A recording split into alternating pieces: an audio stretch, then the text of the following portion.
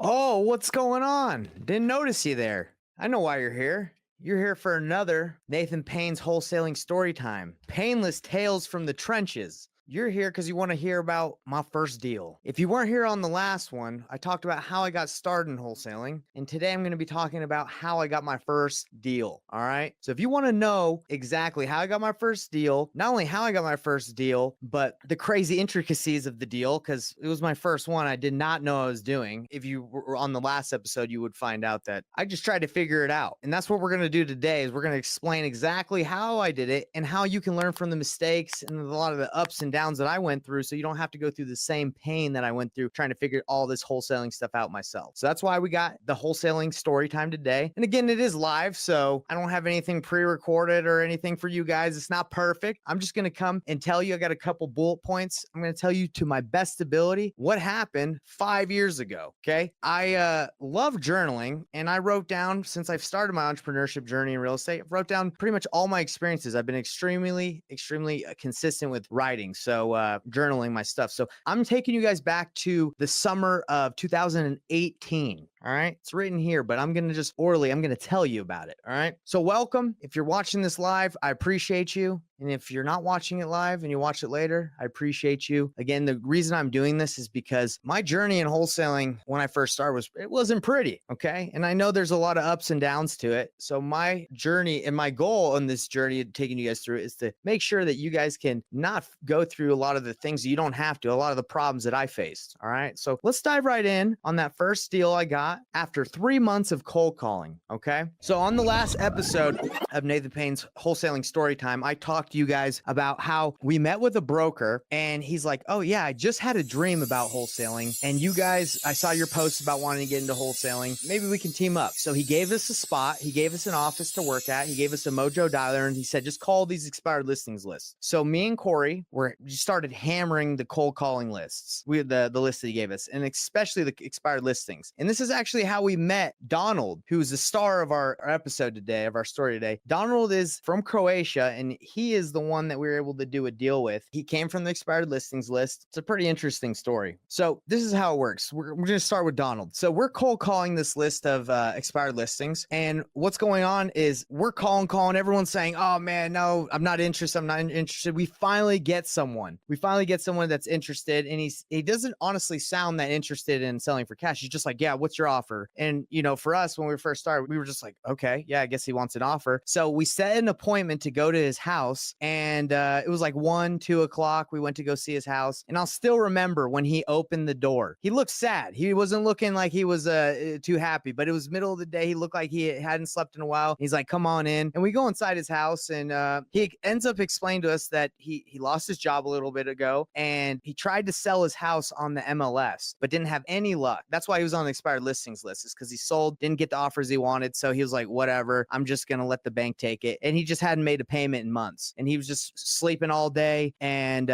we convinced him. We're like, hey, Donald, look, man, you don't have to just let this house go to the bank. Don't do that. You got equity. We can buy your house for cash. We can buy it as is. We won't ask you to do anything. That's basically what we said, because we knew that was the script. We knew that was the value that you would say as a brand new wholesaler. We'll buy it for cash, quick, close, fast. So he's like, okay, well, what can you guys offer me? Now, negotiating with Donald, unfortunately, it wasn't like we walked in and immediately we were able to come to an agreement. This actually took like many different times of me and Corey going to his house. And as we were able to get to know him better, we ended up finding out that Donald, he's from Croatia. He was living in the United States, but he wanted to get back. He was like, man, I want to just go back to Croatia. I want to start a fish farm. We're like, oh, wow. I don't know anything about fish farms, but sounds like you got a dream. You got to go chase it. So that was exciting to get to know Donald, but he wasn't willing to give us all the information up front. We actually had to go to his house a couple of times, and it was interesting because a lot of the times we would go see Donald, it'd be midday and he'd be sleeping, right? Like in the middle of the day, we'd knock on the door, we'd wake him up and be like, Donald, we're here to talk about the house. We're here to see, if we can work something out. And a lot of the times we'd call Donald and he wouldn't answer. We figured he'd be sleeping. So we would just knock on the door and he'd let us in, and we would hang out for a little bit. He actually became like a pretty good friend. We were just, hanging out until we were able to kind of get to an agreement. And when it came down in time to negotiate with Donald. We just threw out an offer. We didn't really know if it was going to work, but we knew as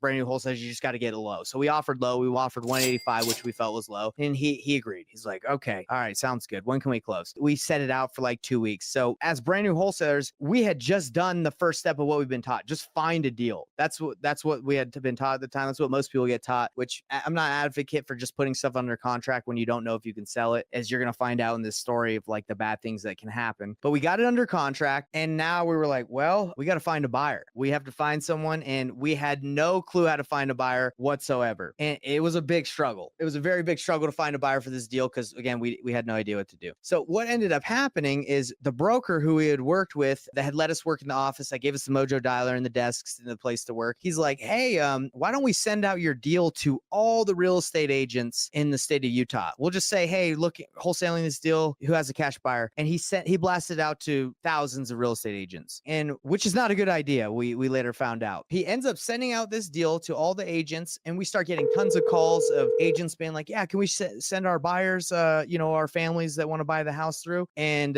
we were getting a lot of people that weren't cash buyers. They were agents that had families that wanted to buy, and we were looking for cash buyers because we couldn't get a loan on this property. It wasn't in good shape. We needed a quick close. So the agents didn't know what we were doing. And we ended up like a couple days later getting a call from the Board of Realtors. I didn't know what the Board of Realtors was, but they called and they said, you need to come to the office. We need to talk to you. So I'm a little nervous. And me and Corey are nervous. I don't know what the Board of Realtors is. So we go and we sit down with some guy in a suit, and he's like, do you mind if I record this conversation? And I'm looking at my business partner, Corey. I'm like, probably not. Like, I don't know. Sure, go ahead. So the guy puts a tape recorder on the table and starts recording, and he just starts asking us questions about what we're doing with the deal. And we just tell him, hey, man, we're trying to sell this deal. And, what ended up happening is they were just like, hey, you can't do that. You're not licensed. Even though there's no law or no rules at the time and still aren't, they were just trying to scare us. Nothing happened. They let us go. They probably looked at us and were like, hey, these guys aren't going to make it far. They don't know what they're doing. But anyway, the Board of Realtors, they tried to scare us, whatever. We definitely did not blast out deals to every real estate agent in the state of Utah after that ever again. But what ended up happening next is, as we were looking for buyers, we were getting agents that would say they had cash buyers. So we were scared that if any buyer that we brought, agent or buyer, that they would talk the seller. This is how stupid we were back in the day, that we were that nervous. But it's maybe something that everybody faces. They're scared that they're going to lose the deal and that the buyers are going to talk the seller and be like, oh, hey, this guy's wholesaling, or hey, just work with me and cut this guy out. So we were scared of that. So we asked Donald every time we had to show the house. We were like, hey, Donald, you mind taking your dogs to the dog park? We'll call you in to come back after the showing. We'll just let you know. We don't want you to get bothered with all this. And this happened like 2 or 3 times that we asked him to go to the dog park. And after 30 minutes, 40 minutes, 5 minutes, he'd call, hey guys, can I come back? The dogs are tired.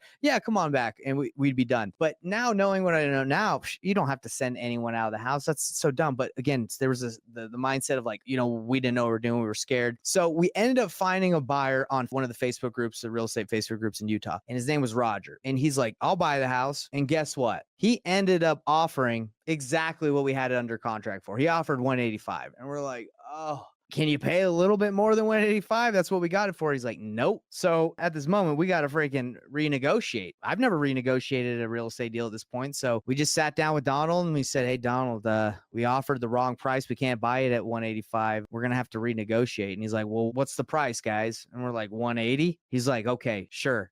And we're like, oh, okay. All right. So we re-signed an agreement. And this is what he told us after he did this. He's like, after we signed and did the agreement, he's like, do you know the other day someone came to my house, another investor came to my house and came in and started talking to me about the house. And I told him I was already under contract with you guys. And the investor, this is what Donald told us. He said, the investor said, I will buy your house for cash right now. And Donald's like, what are you talking about? The guy goes to the bank, gets $40,000 of cash, and he comes back and he lays the cash on the table. It was like 40 or 80,000, something stupid. He lays the cash on the table and he says, I'll buy your house right now. Here's cash. And Donald's like, no, I'm under contract. Plus, the house was worth way more than $80K. I don't know what that investor was doing, where they thought they just laying $40,000 of cash. Like, he owed more than $120,000 on the mortgage. So, like, I don't know what that investor was doing, but he laid cold hard cash, according to Donald, on the table. We actually ended up finding out who that investor was. It was one of my mentor's brothers who didn't know what he was doing. And that's a story for another time in the future as we go deeper into the story. But imagine just laying cold hard cash cash to his son and be like, I'll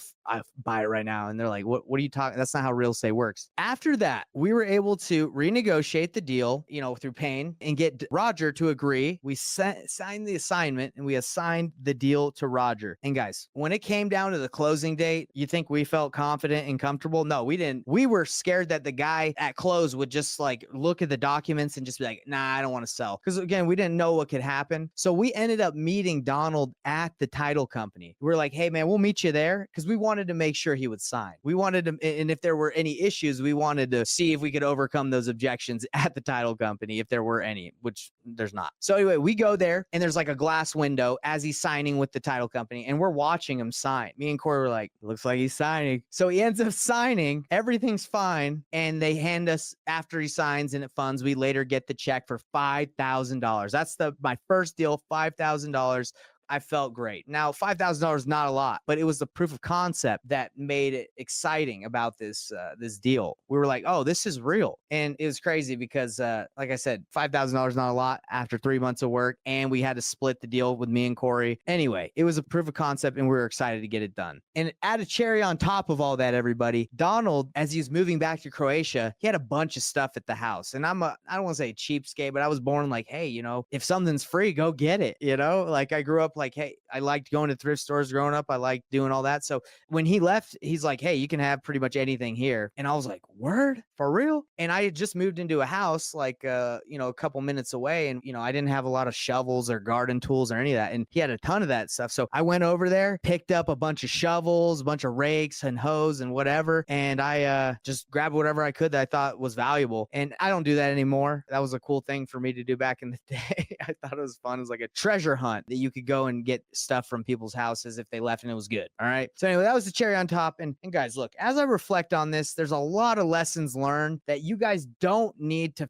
learn if you just learn from my mistakes. First of all, we locked up this deal at the wrong price because we didn't know what a deal was. We just didn't know. We just threw out a random number. Don't do that. You should know what your properties are worth. You can do a quick analysis. Now, look, another thing is we didn't have buyers at all. We just locked it up and we're like, we'll find somebody. It wasn't as easy as you thought. And when you're under the gun, you got like 7 days of due diligence or 5 or 3. Sometimes you don't find anyone fast enough. So going back, I would have done what I do painless flipping now, and I would have gotten the buyer or had buyers in check and known people. So I would have been able to get buyers offers quicker. And I wouldn't have sent this deal out to every agent in the state of Utah and gotten in trouble with the Board of Realtors. That's something I would not have done. Okay. So there's a lot of lessons to be learned here, and transparency. It would have been a lot easier if we just said, hey, Donald, these are a couple investors we work with. We're going to have them walk through your house. And, when they're done, they're going to let us know what they'd be willing to pay us and work with us as we do this deal together. Easy peasy, right? A shout out to Tom Kroll. Easy peasy lemon squeezy. But that's it, guys. It would have been easy if we were just been transparent. But a lot of the time, like when you're new, you want to hide all this stuff because you feel like you kind of feel shady, right? I felt shady when I was doing this. You don't have to be like that. You're providing a service. We helped Donald. We helped him sell a house. He was just going to let it go to the bank. But we were like, no, man, we can get this done and you don't have to do any work to your house. I know you didn't have any success selling it on the MLS, but we can get it done for you. Have someone buy it or, buy it for cash. So anyway, that was the experience. Again, a lot of lessons learned. Don't just lock something up and not know and waste your time and waste everybody's time. Don't send out deals to every real estate agent in your state because you can potentially get in trouble. And, be transparent. So these are the things that I learned from doing my first deal for $5,000. Wherever Donald is, if he's out there in Croatia with his fish, I wish him the best luck. Everybody send out prayers and love to Donald. Hope he's doing well. We're glad that we could help him and get him out and back to Croatia, wherever he is. He might just be in Utah still. I have no idea. We don't talk anymore. But I hope you enjoyed this episode. Again, guys, this is live, so I'm doing my best to tell the story. I hope it's helpful. If you feel like this is good and it kind of lets you know that, hey, I had that same feeling. If you have that feeling where you're like, oh man, I feel shadier, you don't have to do it like that, guys. I wish I would have had someone that told me that there's a better way. Next time, we're going to be talking about how I did my next deal. That was $19,000 from flyers. We had flyered neighborhoods and we had gotten a call. And by flyers, we had printed out these yellow notebook papers and wrote on them like handwritten, made it look handwritten and saying, hey, we want to buy houses in this area. We got a call. And this is a funny story, so you guys are definitely going to want to tune in. But we were up against 3 other buyers on this deal, and we ended up negotiating against ourselves. We ended up paying more than the seller even asked because we were terrible negotiators. But we ended up still doing a $19,000 deal. And I want to explain that on the next one and what you can learn from that. So I hope these stories are helpful. Again, this is for me to relive and kind of connect. It's been a while. It's been 5 years since I did my first deal. But as I do this, I'm like, man, I know what you guys are going through. I did it and I know ways to overcome it. Learn from these stories and let me help you out. If you like these stories and you want to be in our email list where we keep telling stories and telling you how to learn from these experiences. And not only that, but we give you free resources that come, like the cold calling script I used to do that deal and we used to do deals. We're going to just give you resources and the ability to reach out and say, hey, Nate, I can relate, or hey, Nate, can you help me with this? You can go ahead and hit us up. Either me or my team will respond because, again, this journey, doing it by yourself, it can be tough. It can be painful, but let's not make it painful. Let's make it painless. I want to help you out. Join the newsletter. I'm going to be sending that out so you guys can subscribe to that. And again, hope this is helpful. And if it's not, tell me why it's not, and I'll make it better. We'll see you guys on the next episode. Peace out, everybody.